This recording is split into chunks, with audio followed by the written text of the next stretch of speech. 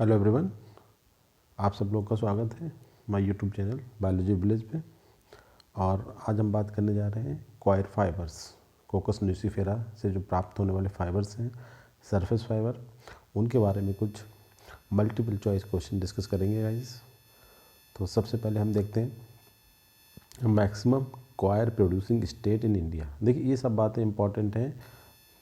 2020 या 2019 के सिनेरियो में जो हाईएस्ट प्रोडक्शन हुआ है कॉयर प्रोड्यूसिंग स्टेट, मतलब जो उससे कॉयर के फाइबर जो किस स्टेट में सबसे ज़्यादा प्रोडक्शन हुआ है उसके बारे में। ठीक है, ये नंबर चेंज होता रहता है स्टेट का कि कौन सा स्टेट है। कभी तमिलनाडु का हो जाता है, तो कभी उड़ीसा का, कभी केरला का, कर्नाटक का। ठीक है, बट इसमें मोनोपोली है बहुत लंबे टाइम से। Kerala is the state which produce maximum coir.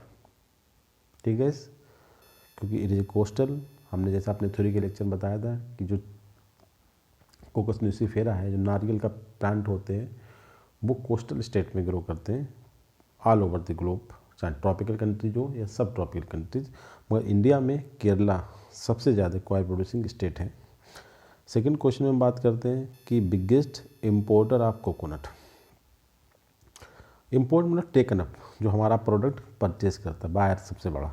ठीक है, तो USA, China, India and Pakistan. तो इंडिया तो ऑलरेडी प्रोड्यूस करता है, पाकिस्तान इतना बड़ा नहीं है। चाइना एंड यूएसए का इससे ये आंसर हो सकते हैं, बट इसमें जो करेक्ट आंसर है वो है यूएसए। आज के टाइम में सबसे बिगेस्ट इम्पोर्टर जो कोकोनट या कोकोनट से जो फाइबर मिलते हैं, फाइबर से बनने वाली जो भी मतलब प्रोडक्ट होते हैं, उनका सबसे बड़ा जो इम्पोर्टर है वो यूएसए है।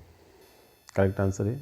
क्वेश्चन नंबर थर्ड में हम बात करेंगे इंडिया रैंक डॉटेड इन कोपरा प्रोडक्शन। कोपरा का मतलब होता है जो इंडोस्पर्म्स होता है, जो हमने फिगर में आपको दिखाया था थ्योरी के लेक्चर में। जो इंटरनल पोर्शन होता है उसका, उसे बोलते हैं कोपरा, मतलब कंप्लीट न्यूट्रिशन होता है इसमें। तो इंडिया कोपरा प्रोडक्शन में इंडिया की रैंक क्या है गाइज? इसमें इंडिया की रैंक है फर्स्ट। हमारा इंडिया बहुत सारी चीज़ों में, मतलब मुझे लगता है 50% जो प्रोडक्ट्स हैं पूरी दुनिया ग्लोबल, उसमें नंबर 1 पे है, जो एग्रीकल्चर कमोडिटीज़ की फार्म में इंक्लूड किए जाते हैं। क्वेश्चन नंबर 4 में बात करते हैं कि in which are the following statement is true about the coir fibre utilisation. मतलब कॉयर फाइबर जो है उनके यूटिलाइजेशन के बारे में कौन सा स्टेटमेंट सही है? Natural resilience and durable. जो फाइबर्स होते हैं उनके अंदर नेचुरल रेजिलेंस, मतलब अपने को रिकवर करने की जो कैपेसिटी होती है वो होती है, और ड्यूरेबल भी होते हैं। यहाँ ड्यूरेबल का मतलब है कि ड्यूरेबल होते हैं, मगर as compare to other fiber से कंपेयर करेंगे तो ये उनके कंपेयर में लेस ड्यूरेबल होता है, बट अपने आप में ड्यूरेबल होता है। रेजिस्टेंट टू वाटर, वाटर के साथ रेजिस्टेंस होती है। जो इससे बनने वाली रोप होती है उस पर वाटर कोई ज़्यादा इफेक्ट नहीं करता है। मैरीन कार्डेज, केबल एंड हाउसर्स आर से जो भी बनते हैं ना, ये मैरीन कार्डेज इसीलिए इससे बनाए जाते हैं क्योंकि ये वाटर के लिए रेजिस्टेंस होता है। ठीक है, और नेचुरल रेजिलेंस इसमें होता है। तो all of the above is correct about the coir fibre utilisation. Correct answer D. Question number 5 में बात करते हैं कि in which of the following fibre used in the manufacturing of sail craft. देखिए सेल का मतलब आपने देखा होगा, जो हम बोर्ड बनाते हैं, बोर्ड के ऊपर इस तरीके जो पेपर लगा होता है, जो कपड़ा, उसे बोलते हैं सेल क्राफ्ट, सेल होता है। तो ये गाइस सबसे ज़्यादा इंपॉर्टेंट पार्ट है, कॉयर फाइबर से बनता है ये सेल फाइबर। इसके बाद बात करते हैं what is true about the coir fibres. फिर से कॉयर फाइबर की इंपॉर्टेंस के बारे में बात कर रहे हैं। India is the principal producer and exporter of the coir and coir products followed by Sri Lanka. मतलब इंडिया जो है कॉयर से बनने वाले product, coir and coir products, ठीक है, और फॉलोड बाय श्रीलंका। मतलब इंडिया पहला प्रोड्यूसर्स भी और एक्सपोर्टर भी। इसके बाद ये दोनों प्रॉपर्टीज़ फॉलोड की जाती है श्रीलंका ने, मतलब सेकंड नंबर का प्रोड्यूसर एंड सेकंड नंबर का एक्सपोर्टर। बिल्कुल करेक्ट बात है। Almost all comes from the Kerala. मतलब इंडियन सिनेरियो में अगर हम बात करें तो ऑलमोस्ट ऑल जो कॉयर से बने प्रोडक्ट वो कहाँ से आते हैं? Kerala. Because extensive back water streams लैगून्स provide good condition for rating husk. Rating का मतलब एक प्रोसेस होती है जिससे हम फाइबर रियल में ऑब्टेन करते हैं बाय दी रॉ मटेरियल। ठीक है, तो इसके लिए जो रेटिंग होती है उसके लिए extensive back water streams and लैगून्स Kerala में पाए जाते हैं, बहुत आयात में। इसलिए ये इंपॉर्टेंट है। मोस्टली जो क्वायर होता है, मतलब ऑलमोस्ट ऑल, वो इंडिया में केरला जो हमारा स्टेट है उसी से प्रोवाइड होता है।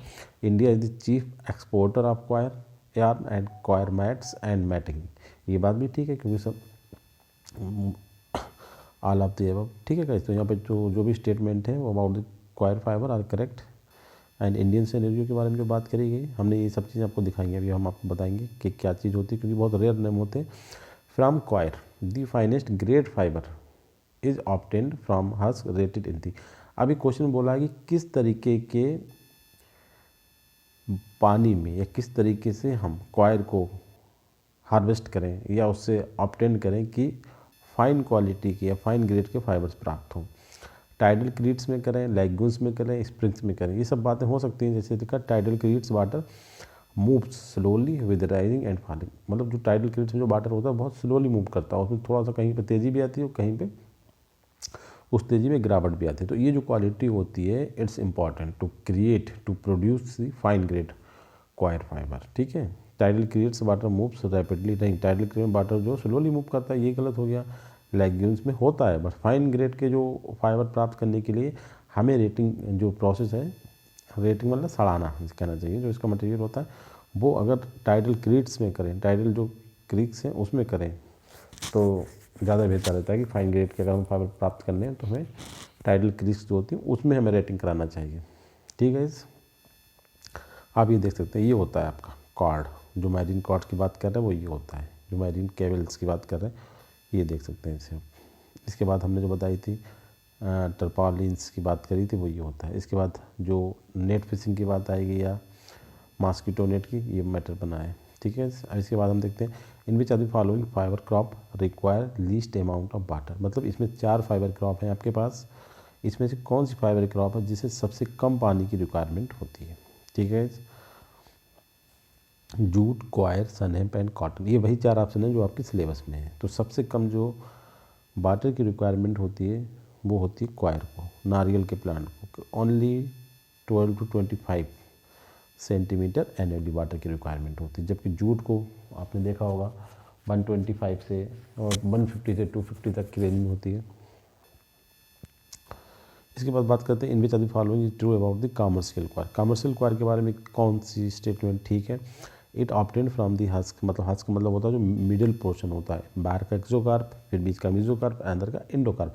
तो जो हस्क होता है वो कहाँ से प्राप्त होता है, मीजोकार्प जो पोर्शन होता है फ्रूट का, वहाँ से प्राप्त होता है।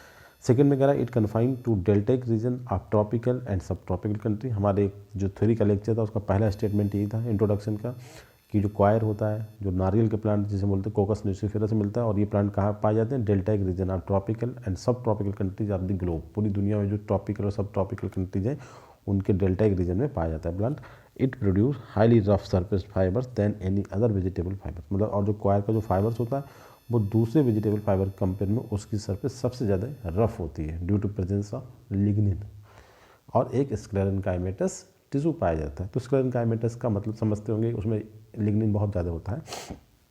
तो all of the above correct है। नेक्स्ट क्वेश्चन में बात करते हैं in which of the following is not true, not a characteristic of the commercial coir fibre. Out of जो 4 आपके नीचे जो प्रॉपर्टी दी है उसमें से एक जो फीचर्स है वो कॉमर्शियल कॉयर फाइबर का नहीं है। आपको आइडेंटिफाई करना है कौन सा फीचर नहीं है। लाइटनेस मतलब हल्के होते हैं, इलास्टिसिटी मतलब बहुत ज़्यादा फ्लेक्सिबिलिटी होती है, high resistant to mechanical shock ये भी होता है, more durable and more rough. देखो भाई मोर रफ तो होते हैं मगर मोर ड्यूरेबल नहीं होते। जनरल में तो मोर ड्यूरेबल, मगर as compare to other vegetable fiber की कंपेयर में हम बात करें तो जो मोर ड्यूरेबल नहीं होते। ठीक है, तो ये स्टेटमेंट जो है वो सुटेबल नहीं है coir fibre, commercial coir fibre के पॉइंट ऑफ व्यू से बात करें। कॉमर्शियल का मतलब हुआ कि लॉन्ग टाइम यूज़ करने के लिए कॉयर का फाइबर इंपॉर्टेंट नहीं है, क्योंकि वो as compare to other vegetable, other tree fibers के केस में उतना ज़्यादा ड्यूरेबल नहीं होता है। तो भाई जो करेक्ट आंसर है वो आपका यहाँ पे डी। नेक्स्ट क्वेश्चन में बात करते हैं in which of the following is true about the coir fibre. फिर वही बात है, बेल्टिंग फॉर इंडस्ट्री। बेल्टिंग का मतलब आपने देखा होगा जो पटा बोलते हैं हिंदी हम लोकल लैंग्वेज में, जो पुलीज होती हैं, 2 मशीनरी इनके बीच में जो इस तरीके से इनके ऊपर जो पटा ऐसा मूव करता है उसकी बात करते हैं बेल्टिंग। तो इंडस्ट्री में इससे बनाई जाती है। सोर्सेस ऑफ फरफ्यूरल, एक केमिकल्स होता है फरफ्यूरल टैनिन्स, कहीं ना कहीं दोनों केमिकल्स इन फाइबर से मिलते हैं, क्योंकि टैनिन और लिग्निन एक साथ पाए जाते हैं, इसी की वजह से ये फाइबर जो होते हैं वो रफ होते हैं। ठीक है, तो फरफ्यूरल और टैनिन्स से ये प्राप्त होते हैं, मतलब जो फाइबर्स हैं कॉयर फाइबर्स, इनसे ये दोनों केमिकल प्रोडक्ट प्राप्त होते हैं। इसके बाद कह रहा है जो कॉयर फाइबर है वो नाइट्रोग्लिसरीन को बहुत इजीली एब्जॉर्बेंट कर लेते हैं, so they use in the explosive and paper pulp. ये बात भी ठीक है गाइस, क्योंकि रफ है तो बहुत इजीली ये नाइट्रोग्लिसरीन जो कि एक एक्सप्लोसिव मटेरियल होता है उसे एब्जॉर्ब कर लेता है। तो करेक्ट आंसर गाइस जो है वो आपका डी। ठीक है, कॉयर फाइबर के बारे में जो भी स्टेटमेंट है वो ठीक है। नेक्स्ट क्वेश्चन में बात करते हैं कि डायमीटर ऑफ स्टिग्मेटा, बहुत ही इंपॉर्टेंट क्वेश्चन है जी। स्टिग्मेटा एक इंपॉर्टेंट फीचर्स है, ठीक है। एक स्ट्रक्चर्स होते कैसे होते हैं, स्मॉल लेंस शेप्ड सिलिसिफाइड, मतलब सिलिका की कंसंट्रेशन इसमें कुछ हद तक होती है, जो कि सरफेस पे पाए जाते हैं कॉयर फाइबर के। उन्हें क्या नाम दिया गया, उनका डायमीटर कितना होता है। तो एक तो इंपॉर्टेंट बात ये होगी कि उन स्ट्रक्चर को क्या कहते हैं, जो स्मॉल लेंस शेप्ड स्ट्रक्चर और present on the surface of the coir fiber that known as stigmata, और इनका डायमीटर कितना होता है, इनका डायमीटर होता है 15 माइक्रोन। नेक्स्ट क्वेश्चन में बात करते हैं स्टिग्मेटा। देखिए क्वेश्चन को पूछ लिया दोबारा में, stigmata small lens shaped silicified structure are found on the surface of which fibres. तो किन फाइबर की सरफेस पर स्टिग्मेटा पाए जाते हैं guys, cotton, sunn hemp, jute and last one है क्वायर। तो जो करेक्ट आंसर होगा गाइज वो होगा क्वायर, डी, ठीक है। अब हम बात करते हैं क्वेश्चन नंबर 14 में, in which are the following is plant fibre shows sound insulating power, मतलब साउंड को मतलब पास ना होना, इंसुलेटिंग जो क्वालिटी है वो किन फाइबर में पाई जाती है, coir, jute, sunn hemp and cotton. Guys ये पाई जाती है क्वायर में, इंपॉर्टेंट प्रॉपर्टी है और इससे इसका बहुत ज़्यादा इंडस्ट्रियल यूज होता है इस प्रॉपर्टी के लिए। In which are the following plant use fibres use in marine cordage. देखिए कॉर्डेज तो जूट से बनते हैं, कॉर्डेज का मतलब तो मोटे मोटे जो रस्से होते हैं उनकी बात करते हैं, मगर मैरीन कॉर्डेज जो बनते हैं वो बनते हैं आपके क्वायर से, क्योंकि क्वायर का जो फाइबर होता है वो वाटर के लिए रेजिस्टेंस होता है, ठीक है, ड्यूरेबल उतना नहीं होता, वो वाटर दूसरे फाइबर कंपेयर में पानी में ये रस्सी जो होती है जो क्वायर से बनाई जाएगी वो काफ़ी हद तक मतलब टिकाऊ होती है, ड्यूरेबल होती है, ठीक है, अदर कंपेयर में in case of water resistance होती है। क्वेश्चन नंबर 16 में हम बात करते हैं, in which are the following plant fibres use in the nautical item. देखिए नॉटिकल आइटम कौन से होते हैं, हमने आपको फिगर अभी हम दिखाएंगे आपको नीचे, ठीक है गाइस। नॉटिकल जो आइटम्स होते हैं वो ये जो हमारी आर्मी होती है, इनसे जो मतलब इनके चक्र वगैरह आपको हम नीचे फिगर में दिखा सकते हैं। हमने आपको ये देखिए, ये जो आइटम होते हैं ये नॉटिकल आइटम्स होते हैं। आपको यहाँ पे दूसरे पिक्चर में हम आपको दिखाएंगे नॉटिकल आइटम जो आर्मी वाले अपने जो वीरता पुरस्कार देते हैं या फिर उनके कुछ अपने ऐसे सिंबल्स होते हैं जो बनाए जाते हैं वो इन फाइबर्स के बनते हैं, ठीक है। तो गाइस तो ये भी जो आइटम्स होते हैं मोस्टली बनते हैं आपके क्वायर के। क्वेश्चन नंबर 17 में हम बात करते हैं, coir fibers are less durable and high rough surface fiber but in market they are competitive high. देखिए इंपॉर्टेंट कितनी इंपॉर्टेंट, यहाँ पे जो लेस ड्यूरेबल यूज कराया गया, लेस ड्यूरेबल है जब हम दूसरे फाइबर से कंपेयर करें और जब हम नॉर्मल यूज करें, मतलब एक्सपोजर मतलब इन्वायरमेंट में कहीं पे इनसे बने प्रोडक्ट को यूज़ करें तो as compare to other plant fiber they are less durable, ठीक है, उनके कंपेयर में, बट ना तो ये ड्यूरेबल होते हैं। दूसरे करें हाई रफ सरफेस भी, रफ सरफेस का मतलब हो कि they are not more usable in the industry, but इन सब के बावजूद करें इन मार्केट में दे आर मच कम्पिटिटिव, मतलब इनकी डिमांड है मार्केट में। उसकी वजह क्या है, low cost, more lustre, both high tensile strength. तो इसकी सबसे इंपॉर्टेंट कॉज है कि ये बहुत ही सस्ता मिलता है, इसकी जो प्रोडक्शन होता है वो लो कॉस्ट वाला होता है, तो इसलिए इसी मार्केट में सस्ते होने की वजह से दे आर कम्पिटिटिव। अब हम बात करते हैं क्वेश्चन नंबर 18 में, in which are the following is true about the coir fibre. देखिए क्वायर फाइबर की जनरलाइजेशन है इसमें कि क्वायर फाइबर के बारे में कौन सा स्टेटमेंट करेक्ट है। रबराइज्ड मतलब उन्हें सीट के फॉर्म में हम कन्वर्ट कर लें इस तरीके से, ठीक है, मतलब बिल्कुल जैसे आपने देखा गद्दा जो बेड सीट होती है, बेड के जो गद्दे होते हैं उनकी rubberized coir for making cushion seating, सही बात है, कुशन की सीट बनती है। Coir bags for lifting coal from the mines and for shipping the coconut को शिपिंग मतलब कहीं एक बोरे में ले जाकर दूसरे बोरे में कहीं शिप में उनकी लोडिंग करना या किसी बड़े ट्रक में लोडिंग करना, या दूसरा कह रहा जो कोल की खाने होती है वहाँ से कोयले को निकालने के लिए बैग्स का इस्तेमाल करा जाता है, वो भी इसी के बनते हैं। पैकिंग मटेरियल जब कोई हम दूसरा आइटम भेजते हैं जो बहुत ज़्यादा सॉफ्ट या नाजुक होता है, उसे उसके चारों तरफ इस तरीके के मटेरियल को हम फिक्स कर देते हैं जिससे कि वो हमारा जो प्रोडक्ट है वो सेफ़ रहे। तो against the shock, heat, water proof और साउंड प्रूफ, फायर प्रूफ और थर्मल प्रूफ, मतलब हर तरीके की जो स्ट्रेस होती है उसके लिए ये प्रूफ मतलब बॉडी प्रोवाइड करता है। तो जो पैकिंग मटेरियल के फॉर्म में इसे हम यूज़ करते हैं गाइस, यही बात सही है। तो all of the above statement about the coir is correct. तो कुशन सीटिंग के फॉर्म में बनता है, जो क्वायर बैग्स बनते हैं जो कोल माइन से कोल को ढोने में या फिर कोकोनट को शिपिंग करने में होता है, मतलब कहने का नारियल जिन बोरों में आता है वो बोरे भी इसी के बनाए जाते हैं, ये कह सकते हैं उसमें, ठीक है। और पैकिंग मटेरियल क्योंकि ये जो होता है heat resistant, mechanical resistance, sound resistant, fire resistance, thermal resistance, ठीक है, ये भी इनके फाइबर्स की क्वालिटी है।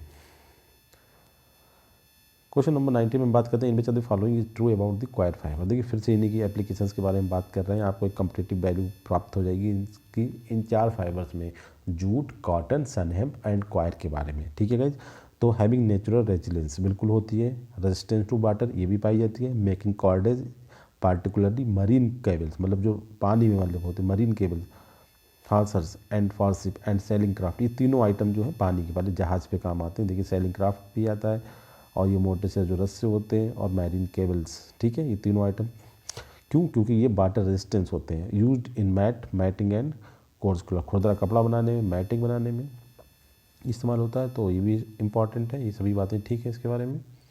क्वेश्चन नंबर 20 में हम बात करते हैं, what are true about the by product of coir industry. Coir industry के जो बाई प्रोडक्ट होते हैं, मतलब मेन तो हमने फाइबर ऑब्टेन करने के बाद कुछ दूसरे मटेरियल भी प्राप्त होते हैं, उनके बारे में स्टेटमेंट है।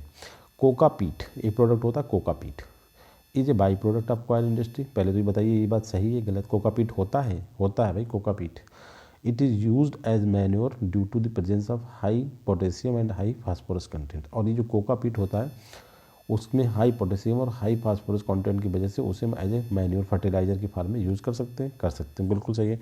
It used as mulch, mulch का मतलब होता है कुछ क्रॉप्स के नीचे एक बेड की फार्म में पूरा मतलब लेबलिंग करी जाती है, सॉइल के ऊपर एक डस्ट, एक पूरा सॉफ्ट मटेरियल हम बिछा देते हैं, जिससे कि जो सॉइल में पाए जाने वाले माइक्रो ऑर्गेनिज्म है वो, और जो सॉइल की जो प्रॉपर्टीज है उसका टेक्सचर वो इम्प्रूव हो जाए, और कहीं ना कहीं प्लांट को पैथोजेनिक अटैक से बचाने के लिए उन्हें कवर किया जाता है। उस प्रोसेस को बोलते हैं मल्चिंग। तो ये जो पाउडर बनता है जिसे हम बोलते हैं कोका पीट, ये यूज़ करा जाता है एज ए मल्चिंग एजेंट की फार्म में to improve soil tells because can conserve 8 times more water. ठीक है, देन मतलब अपने वेट के 8 टाइम्स ज़्यादा वाटर को एब्जॉर्ब करने की कैपेसिटी होती है, so it is use as mulch. तो ऑल ऑफ दी, ये बात बिल्कुल सही है about the by product of coir industry कि they use as the manure, they use as the mulch agent and coco peat is a by product of the industry guys. तो यहाँ पे तीनों स्टेटमेंट जो है about the by product of coir industry are correct. हम question number 21 में discuss करेंगे, काफ़ी इंपॉर्टेंट क्वेश्चन है। इन बीच द फॉलोइंग इज करेक्ट, हमें मैच करना है। देखिए क्या मैच करना है, हमें एक साइड में प्रोडक्ट है और दूसरी साइड में है वो फाइबर जिनसे वो बनते हैं। ठीक है, तो हमें इन्हें मैच करना है। सिंपल सा क्वेश्चन है कि टायर कॉर्ड, आपने देखा होगा जो टायर बनते हैं ट्रक वगैरह के, उसके अंदर एक फाइबर्स की, इन किसी एक प्लांट फाइबर्स की, कॉटन भी हो सकता है, जूट, इनकी एक लेयर उसके अंदर पैक की जाती है। ठीक है, during the processing of the tyre formation. ठीक है, वो कौन से फाइबर्स होते हैं। दूसरा होता है लाइनोलियम। लाइनोलियम आम चला मैटिंग, जो बिछाई जाती है ज़मीनों पे, कुछ हद तक दीवारों के ऊपर उसकी पेस्टिंग करी जाती है। कैनवास, आप समझते होंगे जो पेंटिंग करते हैं वो वाला पेपर। और मरीन केबल, तो मरीन केबल तो आप समझ सकते हैं, अभी बनाया आपने मरीन केबल्स। ठीक है इस डी। और कैनवास हमने इससे पहले आपको बताया था, सन हेम्प जो था उसके लिए, तो ये वाला भी इसके साथ है। और लाइनोलियम जो होता है वो जूट से, और टायर कॉर्ड कॉटन से। तो गाइस जो जिसके सामने लिखा हुआ वही सही है। यहाँ पे आपसे मैं थोड़ा सा आप करेक्ट करें। देखिए इसमें आप ए, और 2 में बी, और 3 में सी, और चौथे में डी। ठीक है, जो जिसके सामने लिखा हुआ है वही बिल्कुल करेक्ट है। ठीक है, कि टायर कॉर्ड कॉटन फाइबर्स में, लाइनोलियम जो होता है वो जूट का बनता है, कैनवास सन हेम्प फाइबर से बनता है, और मैरीन केबल्स बनते हैं आपके क्वायर फाइबर से। या ये स्टेटमेंट ठीक है या ये स्टेटमेंट ठीक है गाइस, ये बताइए आप पहले, आप सब लोग इसे देखिए। जब जितने सारे मैंने क्वेश्चन आपको कराए हैं उसमें एक चीज़ तो क्लियर है कि मरीन जो होते हैं वो क्वायर फाइबर के बनते हैं। ठीक है, और टायर कॉर्ड में आपका कॉटन होता है, लाइनोलियम आपका जूट होता है। ठीक है, ये जो स्टेटमेंट है ठीक है, सही करें इसे। इसमें सब वही ठीक हैं जिनके सामने फर्स्ट का ए, 2 का बी, 3 का सी, और 4 का डी। ठीक है, इस स्टेटमेंट को ठीक करें। ए यहाँ पे आएगा, बी 2 की जगह पे आएगा, सी 3 के, और डी के साथ सही गए, तो करेक्ट स्टेटमेंट आपका ए। देख सकते हैं आप यहाँ पे, देखिए ये आपने बनाया है। ठीक है, ये हो गया टायर कॉर्ड। इसमें आप देख सकते हैं आराम से, इसमें इसकी लेयर पड़ती है फाइबर्स की। उसके बाद ये आपका हो गया लाइनोलियम। ठीक है, और ये आपका हो गया कैनवास पेपर, और ये आपका हो गया जो मरीन केबल्स। ठीक है, ये बनाए जाते हैं आपके क्वायर के। क्वेश्चन नंबर 22 में भी ये मैच करना है। इसमें भी बहुत सारी चीज़ें देखिए, ये काफ़ी इंपॉर्टेंट क्वेश्चन होते हैं इस तरीके के। Cellophane, oil cloth and coarse cloth, sail cloth and coarse cloth. देखिए कोर्स क्लॉथ 2 जगह पे आ रहे हैं, इसे ध्यान रखना है। मगर इसके साथ आयल क्लॉथ का जब एग्जाम्पल होता है तो आंसर चेंज हो जाएगा, इसलिए हमने चेंज करा कि क्योंकि आपको ये भी मालूम चल जाएगा कि कोर्स क्लॉथ 2 प्लांट फाइबर से बनता है। पहले यहाँ पे हम क्लियर कर लेते हैं सेल क्लॉथ। अभी हमने ऑलरेडी आपको बताया क्वायर के फाइबर से बनता है सेल क्लॉथ, ठीक है। और जो करेक्ट आंसर है गाइस यहाँ पे वो है आपका ए। इसे देख लें, जो जहाँ पे लिखा है cellophane cotton, oil cloth and coat jute fiber, sail cloth sunn hemp से, और कोर्स क्लॉथ आपको बनता है क्वायर फाइबर से, ठीक है। ये वाला थोड़ा सा चेंज कर लें, थर्ड का सी क्वायर फाइबर्स और सन हेम्प से कोर्स क्लॉथ, ये इस तरीके से थोड़ा सा देख लें। मतलब 4 का ए का सही है, बी का भी सही है, और 3 का आपका डी हो जाएगा यहाँ पे, और 4 का आपका सी, ठीक है। ये हो गया। ये प्रोडक्ट भी देख लें, ये हो गया सेलोफेन पेपर, ये हो गया आपकी आयल क्लॉथ जो होते हैं जो खाना खाने के लिए डाल देते हैं जिससे कि गंदी ना हो हमारी बेडशीट, और ये आपका हो गया सेल क्लॉथ, और ये आपके हो गए कोर्स क्लॉथ, खुरदरा कपड़ा जिसे बोलते हैं। इनके बाद बहुत सारे प्रोडक्ट बनते हैं। इसके बाद आता है फिर भी एक नया क्वेश्चन है ये आपके लिए, tents and awnings made from which kind of fibre. देखिए टेंट का मतलब ये वाला जो मटेरियल होता है आजकल ये चल रहा है बहुत करो, ये पूरा टेंट का इंतजाम, ये किन से बनता है? ये बनता है कॉटन फाइबर से, ठीक है। इसे हम सबको ला जितने भी एप्लीकेशन सभी फाइबर को बता दिए। ये टेंट और विंग जो होता है वो बनता है कॉटन से।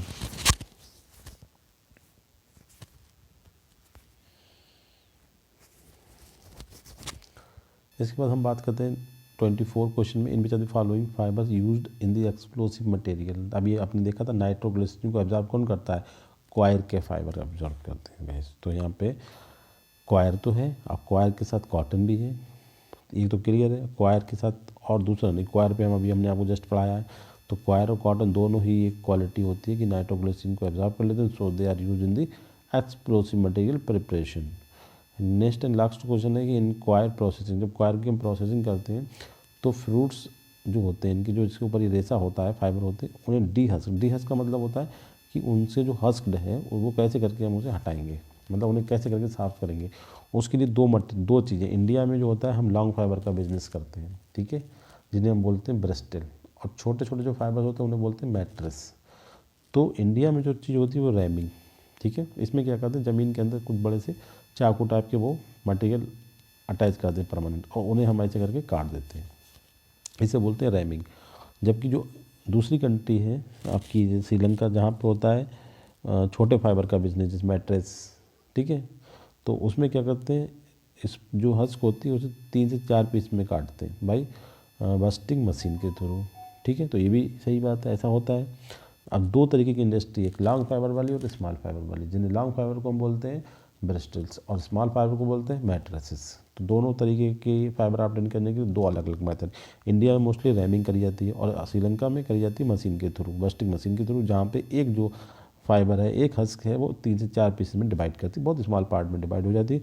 तो जो करेक्ट आंसर है आप क्या है गाइज यहाँ पे सी, क्योंकि दोनों ही तरीके ठीक है, रैमिंग भी कर सकते हैं और भाई बस्टिंग मशीन के थ्रू भी फ्रूट्स को डीहस्ट कर सकते हैं, मतलब फ्रूट के ऊपर जो रेसे पाए जाते हैं फाइबर उन्हें हम कैसे करके हटाते हैं, ठीक है। तो करेक्ट आंसर सी, दोनों ही मेथड जो है ठीक है about the dehusk of the coir fruits. Thank you very much guys.